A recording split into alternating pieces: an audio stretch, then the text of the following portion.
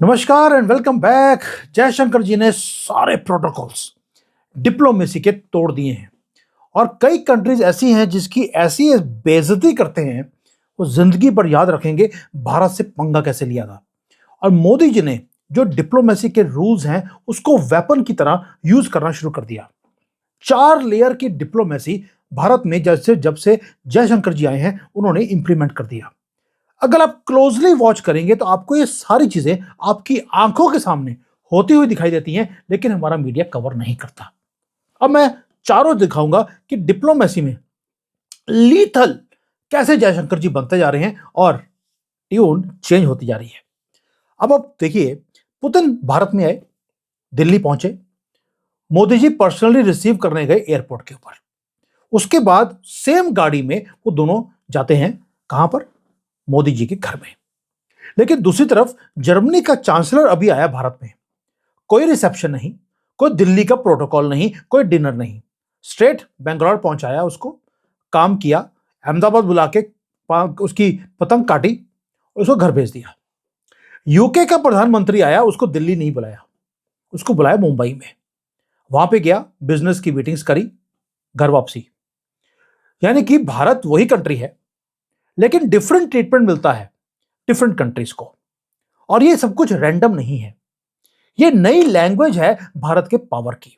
अब मैं समझाता हूं कि डिप्लोमेटिक प्लेबुक को कैसे उखाड़ के फेंका है और नई किताब लिख दी डिप्लोमेसी की। और यूरोपियन कंट्रीज ने फाइनली नोटिस करना शुरू कर दिया, उनकी ट्यून भी चेंज हो गई है। अब बताता हूं कैसे।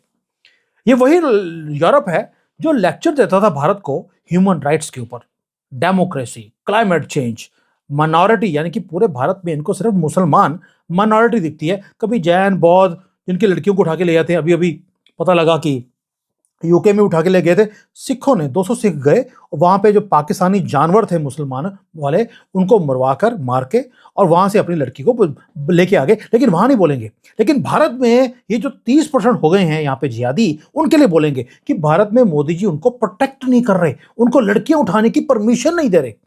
चलिए, आज क्या कर रहे हैं?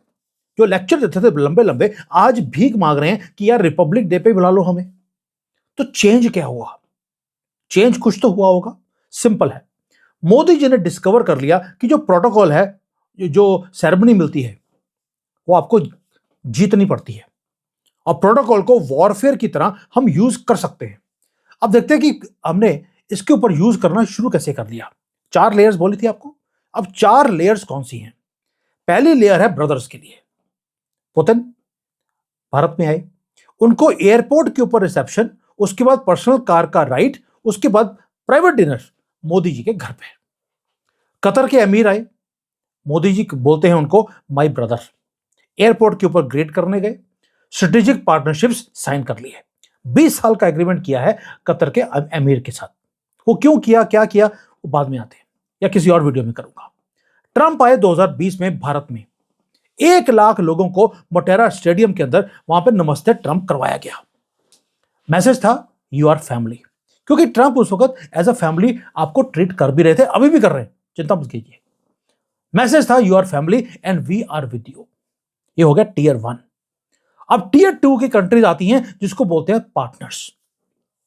ओबामा 2015 में वो भारत आए, एयरपोर्ट के ऊपर रिसेप्शन दिया गया और न्यूक्लियर डील हमने साइन करनी थी उसके साथ, हमने प्रोटोकॉल दिया।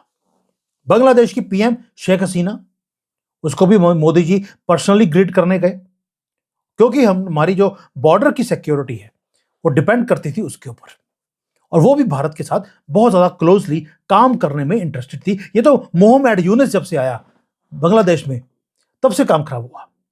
यूएई का प्रेसिडेंट आया यहां पर, मल्टीपल विजिट्स हुई मोदी जी की वहां पर, उनकी यहां पर, क्योंकि एनर्जी स्टेक, हमारा एनर्जी जो सिक्योरिटी है वो स्टेक पे थी। पूरा प्रोटोकॉल दिया गया। मैसेज था you are matter, you are important, you are our partners. ये है दूसरा लेयर। अब तीसरा कंट्री लेके आते हैं प्रोफेशनल्स का।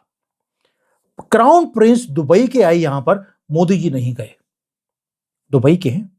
कैबिनेट मंत्री गए उनको रिसेप्शन देने के लिए, गार्ड ऑफ ऑनर दिया गया, फॉर्मल टॉक्स हुई, बिल्कुल प्रोफेशनल टॉक्स करिए, क्योंकि इनको हमने कैटेगरी में रखा हुआ है, ये प्रोफेशनल कंट्रीज हैं। अबू धाबी के क्राउन प्रिंस आए, कॉमर्स मिनिस्टर पीयूष गोयल लेने गए, मोदी जी नहीं गए। रिसेप्शन दिया गया पीयूष गोयल की तरफ से, मीटिंग्स हुई, घर वापसी।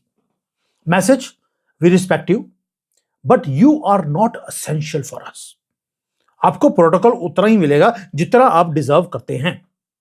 और चौथी कैटेगरी है बड़ी ही खास, उसको बोलते हैं फ्रिज कैटेगरी। फ्रिज मतलब कि रेफ्रिजरेटर। पाकिस्तान उसके अंदर आता है। मोदी जी 2019 में प्रधानमंत्री बने, 2024 में बने। हमने पाकिस्तान को इनवाइट भी नहीं किया। आसपास की सारी कंट्रीज को बुलाया गया, सिस्टमैटिक एक्सक्लूजन था उनका। उसके साथ पाकिस्तान के साथ एक बंदा और था जिसका नाम हो सकता है आप भूल गए हो, लेकिन मैं याद दिलाता हूं। उसका नाम था जस्टिन ट्रूडो। जस्टिन जो है अब वैसे जस्ट आउट हो चुके हैं। उनको रिसीव करने गया था हमारा जूनियर एग्रीकल्चर का मंत्री। जूनियर, वो एयरपोर्ट पे रिसीव करने गए। कोई वेलकम ट्वीट मोदी जी की तरफ से नहीं, कोई हग नहीं, कुछ नहीं। और जो बायलैटरल मीटिंग्स है वो भी आखिर में करी गई, ना कि पहले। मतलब कि जब बचा कुचा टाइम थोड़ा सा 5 मिनट का रह गया था तो उससे मीटिंग कर ली। बाइडन आए G20 में भारत में। उनको रिसीव किया गया वेन्यू के अंदर, जो हमारा दिल्ली के अंदर था जहां पे G20 होनी थी, भारत मंडपम। कोई एयरपोर्ट पे रिसेप्शन नहीं, कोई रिसीव नहीं करने गया, कोई सोलो प्रेस कॉन्फ्रेंस नहीं।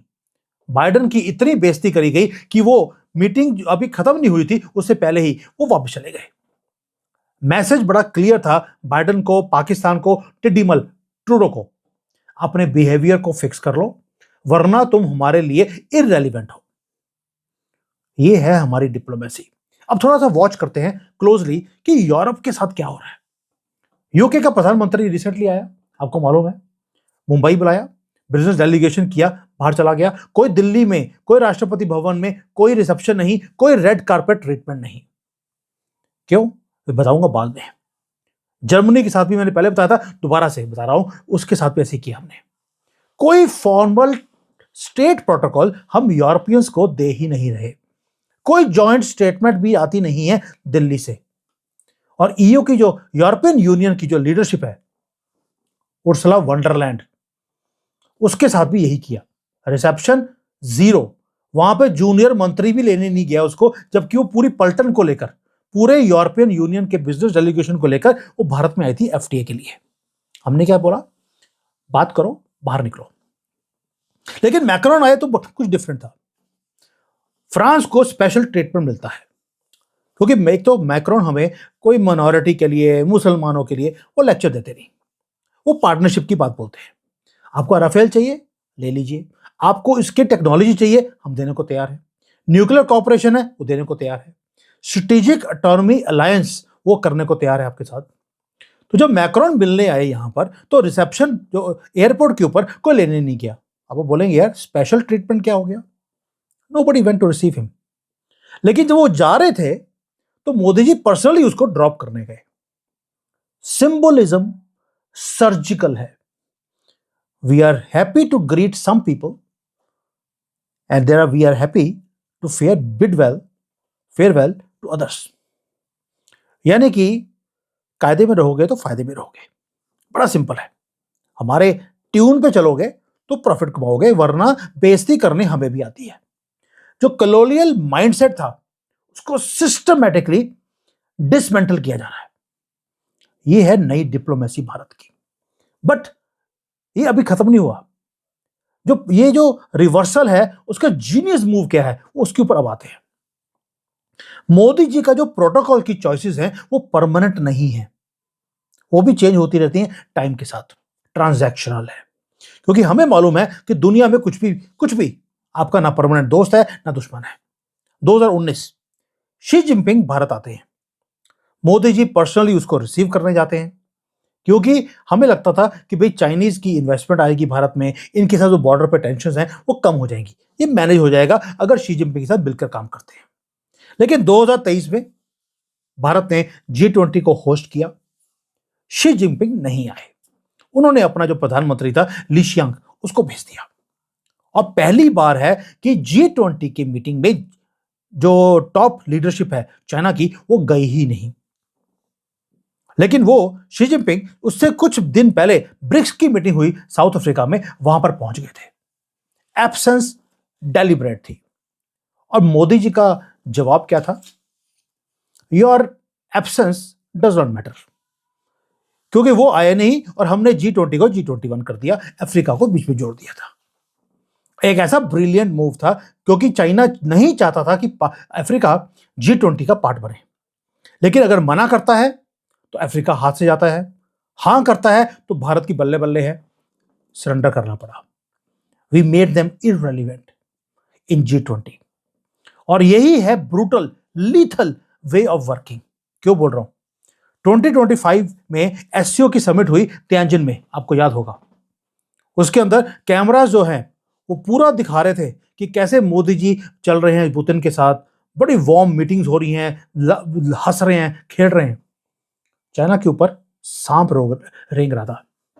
और वहां पे आपने पिक्चर देखी होगी बड़ी फेमस, तियानजिन में, कि पाकिस्तान का जो सो कॉल्ड प्रधानमंत्री है शहबाज शरीफ, वो नीचे खड़ा था, वहां पे खड़ा था प्लेट लेके। वैसे लोगों ने मीम्स बनाए थे कि वो बार टेंडर की तरह खड़ा हुआ था वहां पे, आइसोलेटेड एंड विजिबली अनकंफर्टेबल। और मोदी जी ने उसकी तरफ देखा भी नहीं। ये डिप्लोमेटिक ओवरसाइट नहीं है, ये थ्योरेटिकल्स है। ये थ्योरेटिकल थिएटर की तरह मोदी जी काम करते हैं कि मैसेज देना है तो उस भाषा में देना है कि अगले को जिंदगी भर याद रहेगा। और कितने मीम्स बने उस वक्त इस एक फोटो के ऊपर। अब आते हैं कनाडा के ऊपर भी। कनाडा स्पेशल ट्रीटमेंट हम ना दें पाकिस्तान के साथ, उसको मिलाते हैं हम लोग।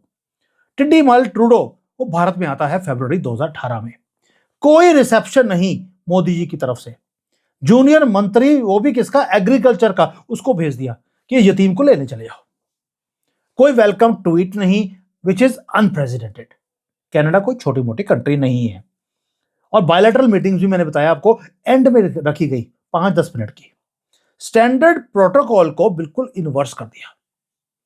जबकि मोदी जी जापान के जो पीएम थे उनके साथ घूम रहे गुजरात में, लेकिन ट्रूडो की गुजरात की विजिट को पूरा एंटायरली मिस कर दिया। और भारत के जो मीडिया है उन्होंने बोला यार हो सकता है कि प्रोटोकॉल में कुछ गलती होगी। लेकिन कनाडा की जो मीडिया है उसने बोला दिस इज डेलिबरेट, ये पनिशमेंट है, क्योंकि हमारी जो गवर्नमेंट है वो खालिस्तानी जो उग्रवादी हैं, जानवर हैं, उनके साथ मिलकर कैनेडियन की गवर्नमेंट काम कर रही है, इसलिए ये स्क्रबिंग की जा रही है। They wrote the right words. और बहुत ज्यादा प्रेशर डलवाने के बाद, टिड्डी मल ने पूरा प्रेशर डलवाया, उसके बाद मोदी जी ने आखिर में जाकर मीटिंग कर ली, बस ना थोड़ा सा नाक बचा लिया।